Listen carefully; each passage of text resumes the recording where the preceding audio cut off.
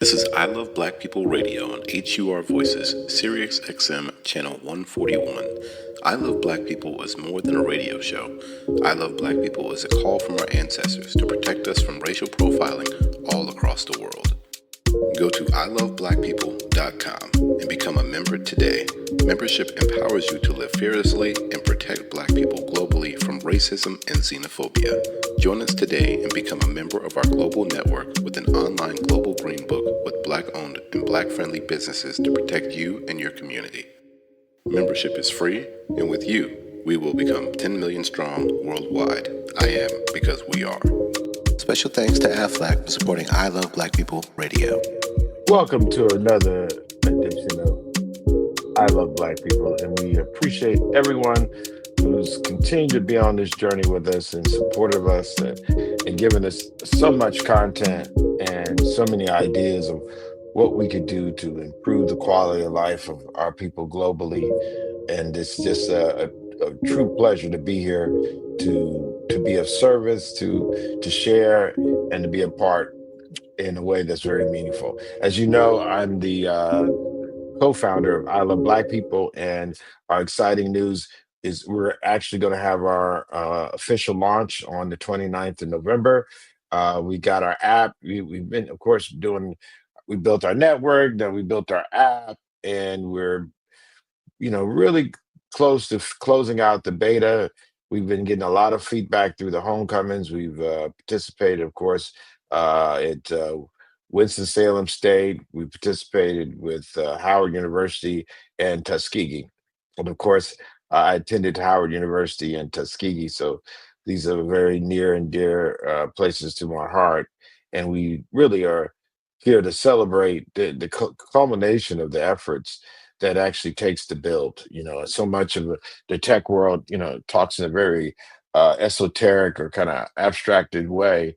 But I Love Black People literally is the energies and efforts of so many people who've contributed along the way from just the beginning days of the network, or even before that, when we were just a startup focusing on blockchain technology, Bitcoin. And from those roots, we were able to build a good, strong foundation of people who were serious about making a difference. And not just, when I say make a difference, not just changing the address or changing your um, phone number, but to change the world, to actually, again, do something that we leave a lasting legacy based on the work and the necessary things that need to be done to elevate our people and to continue to stand on the shoulders of the best that humanity has offered. So in I Love Black People and the app, we're literally building, for those who don't know, a global safety net for the first time in the history of the planet, literally making sure that we are able to navigate a world, unfortunately, that has been plagued with a cancer or even a disease, if you want to call it, of white supremacist ideology, where uh, s- based on this mythical thing called race, which is not, that has no scientific biological background to it. There's no such thing as race. But yet there are people who put people who perceive to be white at a premium and those who perceive to be black at a discount, at a detriment. And what we say, we call this Afrophobia, the irrational fear, hatred of people perceived to be of African descent. And we say it's irrational because, again, we're all mostly the same. And to, again, use these fictional things called race to harm people is just crazy. So we say race is actually fictional, but Afrophobia is real. People really are acting out based on these fictions. And the consequences, as we've seen throughout history, can be quite harmful, genocidal. And if intentional things are being done to harm us, we need to do intentional things to protect ourselves. We have to be serious about that. Like, there's no, I think sometimes for the sake of politeness and to not make people uncomfortable, those who've been made to feel trauma they somehow feel like they have to be quiet. We're not quiet. We're not victims. We are victors. We are the ones who continue to resist the system that's destroyed many of humanity. And there's genocides going on right now. We must continue to speak out and resist those genocides and not allow people to use our politeness and kindness in a way that makes it seem like we're blinded by what they did. I was trying to do a little rhyme scheme, but literally, these are the things we must stand for. And how do we stand for them? Everybody's different. Everybody has different skill sets. Everyone has different abilities. Myself and our co-founder, Christopher Mapendera, we're both engineers. So we approach the issues that face and plague our communities from a standpoint of technology. How can we leverage technology in a way that elevates and uplifts, empowers, transforms? Because the world we were born into, we're going to make sure we leave it in a better place. And we do that by collaborating. And the collaboration of Mr. Mapendera, who's been my leader for now a couple of decades, is based in a rooted, you know, principle of altruism, the unselfish concern for the welfare of others. And our mission again is to protect our communities from the harms and humiliations of racism and Afrophobia, using technology empowered by Pan African unity. Like we really see the energy that we as a global family, we're different, but we come from Africa, and Africa is in us, and that manifestation is what is the powers I love Black people. That the safety net that we're finally creating, that's been needed but not been here for us. We are the ones we've been waiting on to build it. And we say that in a way that says we are leveraging Pan African unity, brothers and sisters that see each other as family globally, to help us crowdsource, identify, recommend Pan African friendly spaces, safe spaces that treat us with dignity and respect in 8 key categories. And we say 8, you know, the original Green Book that was founded by Victor Green back in the 1930s during United States Jim Crow, or what we called segregation, which was it was legal to be racist or to have racist policies against Black people, and it was lawful to discriminate and harm Black people based on this fiction called race. Victor Green, with the help of many other goodwill, amazing, dynamic, courageous people, decided enough was enough. And they literally, before crowdsourcing was a word, created a book where people would send in letters identifying places that would treat us with dignity and respect and allow us to be treated with our full humanity throughout the United States. And they would publish the book once a year, and it would literally be filled with all these recommendations. Well, we still have a book called the Global Green Book. We're on our 6th edition, I think, this year. But we have an app that our official launch is November 29th, where we're literally going to take that concept that was done in a analog mail submission, U.S. Postal Service way, and we've digitized it. And we have, I think, already over the time that we've been building this network, over 20 some thousand locations. We have been helped and supported by over 150,000 members in order to help us build this. And the app is important because it's the working and engaged activity that culminates this Pan African unity. Too often, much of our conversations are left at conversations. The action behind the words, or what's going to be the legacy that actually determines the outcome for our children. So we want to make sure that it's clear, for the first time in the history, we have now a tool that connects us globally to safe places that treat us with dignity and respect.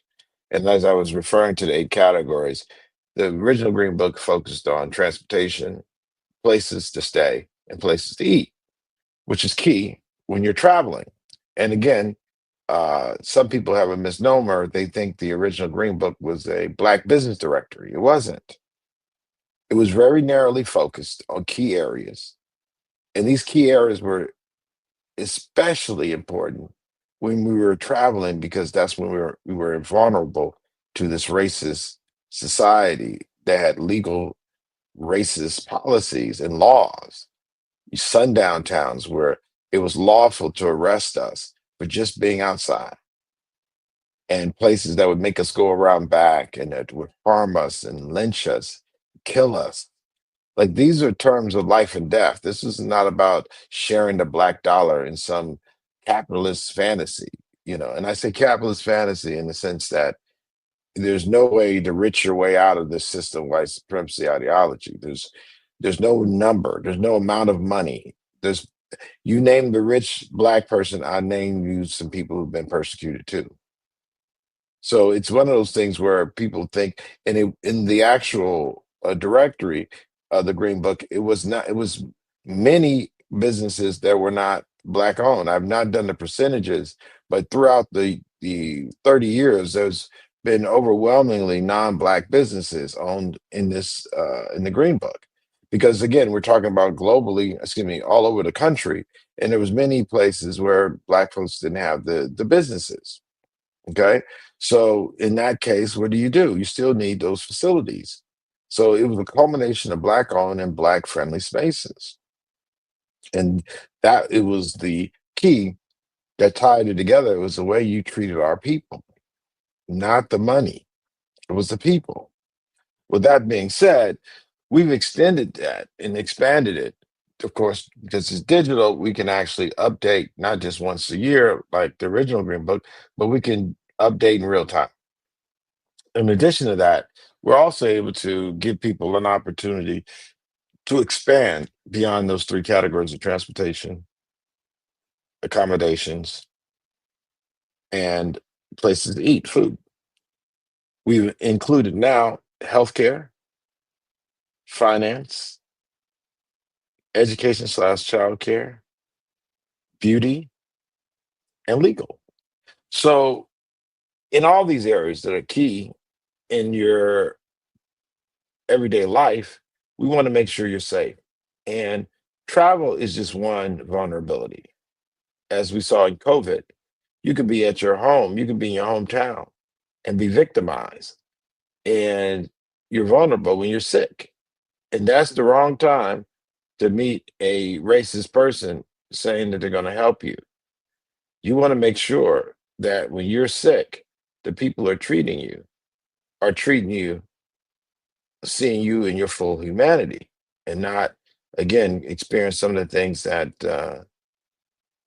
Serena Williams felt, who was, again, a athlete, super healthy, going in for a medical procedure, giving birth, something that humanity's been doing since the beginning of time. Wealthy, could have the best treatment. Um, Famous, people knew that she was somebody important in our world, and married to a European man. So when you look at all those factors, you say there's no way that she could be victimized by racism or Afrophobia. Well, she was almost killed giving birth. They didn't respect her concerns and pleas. They dismissed her threshold of pain. There's many things that have been reported on this. You can do it yourself and do the research. But again, the outcomes for Black women and Black people is just much of this is associated with racism. Of course, there's a lot of victim blaming with racism.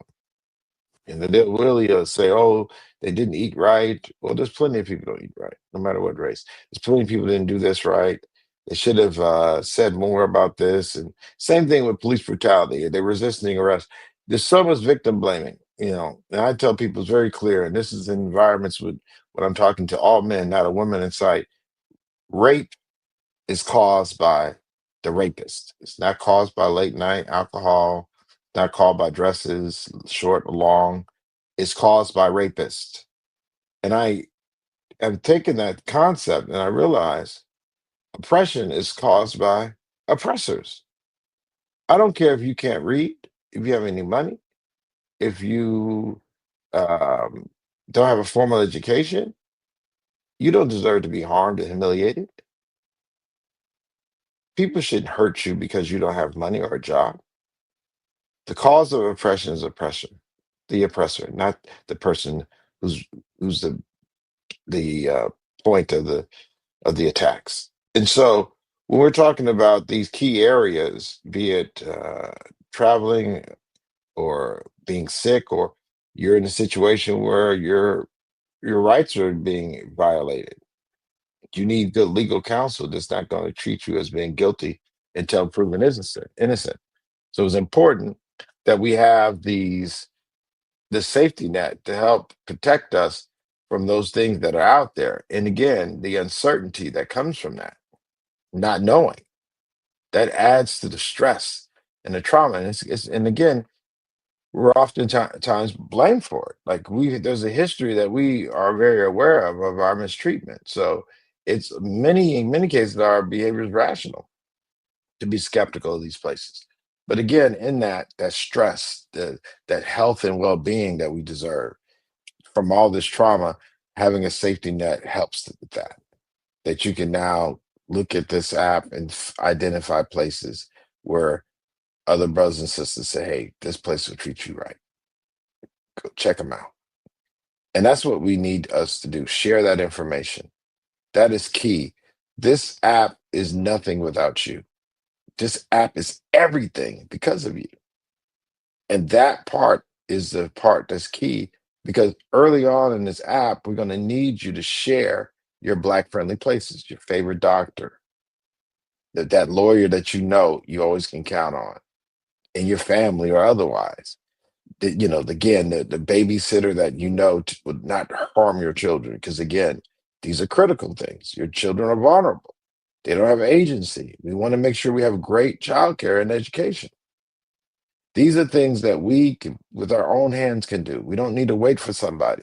As I said with Victor Green, he didn't wait for the church or the mosque or the uh, uh, uh, government or any other agencies. This was done by determined Black people who were sick and tired of being sick and tired, and were empowered by the fact that our unity creates something that's unstoppable. Our resistance has come because of our unity. Our unity has created our resistance. The fact that we did not see each other as strangers and that we worked collectively is literally what we talk about when we say Pan Africanism. We don't know what tribe or where we each individually came from, what set you claim. We didn't say, "Oh, you're from Chicago," or "You're from Boston," "You're from." We all knew that we was from the same motherland, and we made sure we worked together, even if we didn't even know our surnames. We still worked together.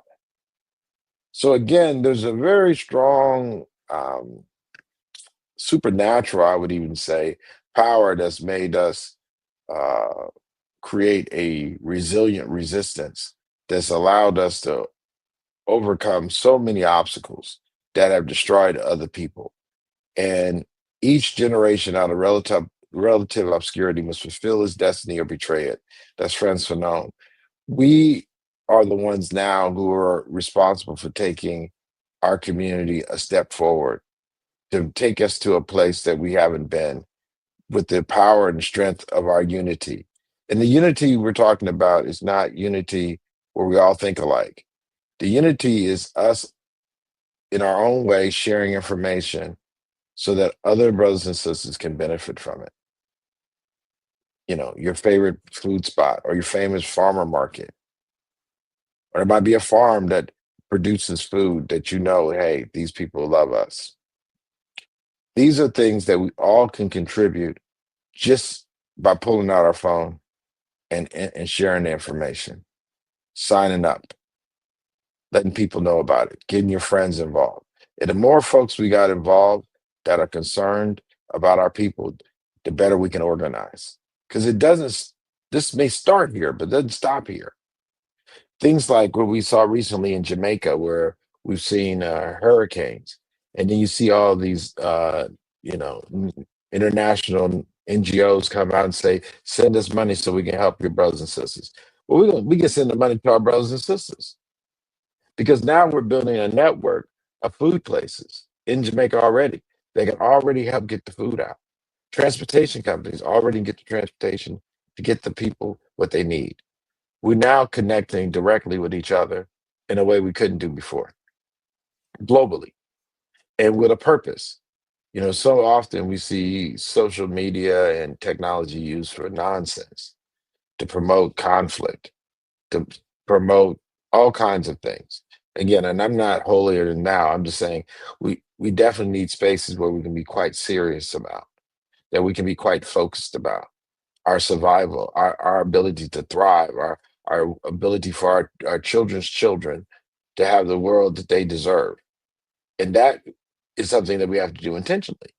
So when we talk about I Love Black People, this app where you can go to the Apple Store, excuse me, Apple App Store, you can go to Google Play, download the app. You have to go through a little process because we want to make sure you're who you are.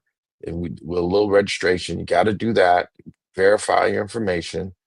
But once you get in the community, we want you to be there sharing. You got other friends and family that want to be a part of a safety net. Make sure you share it. Some good places that we need to go that's safe, put them there. Make sure we also have a chat group where we talk about the work that we're doing, as well as we have a meeting every Saturday. We meet every Saturday. We have a meeting. It's 10 o'clock Eastern Standard Time, where we literally have all our members come together. We have speakers, and we have a preeminent Pan African uh, professor, Dr. Tyreen Wright, who then presents amazing education on Pan African history. And all this is done as a service for all those who are doing something that's priceless, and that's sharing information to protect us. The least we can do is provide a free class to share information to empower our people, for those who are taking the time out of their life to share information to help other brothers and sisters. They don't even know, but they know the need is important. And that's, again, this has never been done before. And we're so blessed to be able to be the ones to do it. We have an obligation to our ancestors, to our prodigy, those who come behind us, to do these things, to contribute, to make the world a better place. And again, we do it with a level of joy, a joy that the world couldn't give us, and what the world ain't gonna take away. So I know oftentimes we're talking about the times are changing and people are uncertain. These governments and uh, principalities are doing things. But again, we serve a mighty, mighty, amazing God.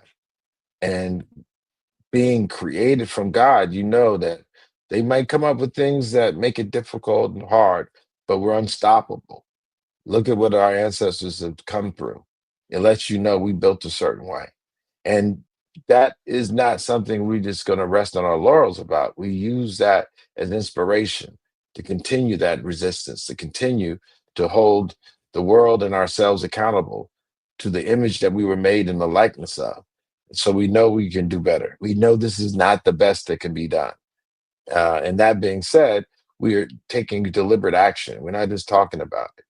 And it's again a use of technology, and there's things about technology we got to make sure we improve.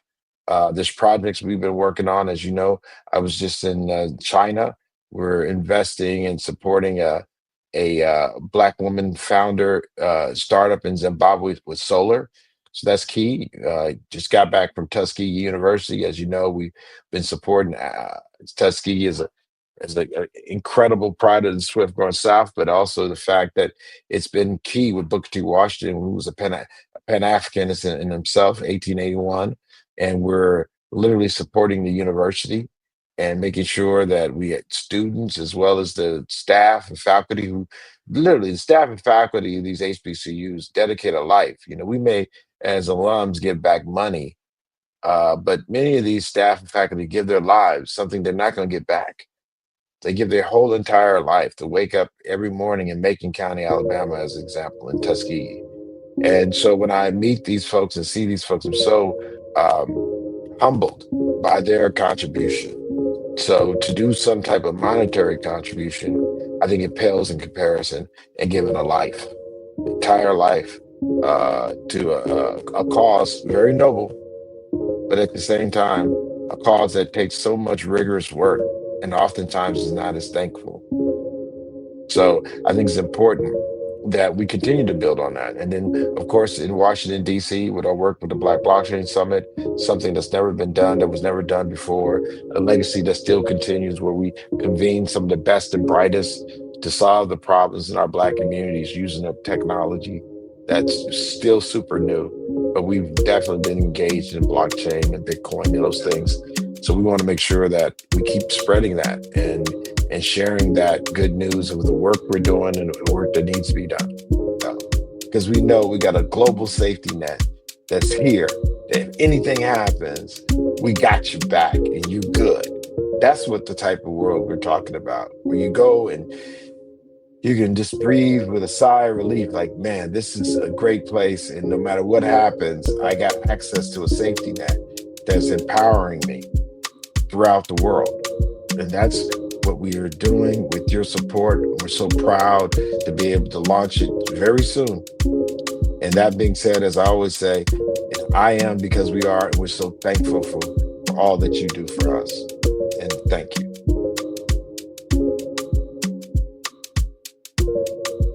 This is I Love Black People Radio on HUR Voices, Sirius XM Channel 141. I Love Black People is more than a radio show.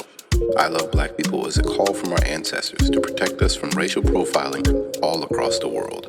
Go to iloveblackpeople.com and become a member today.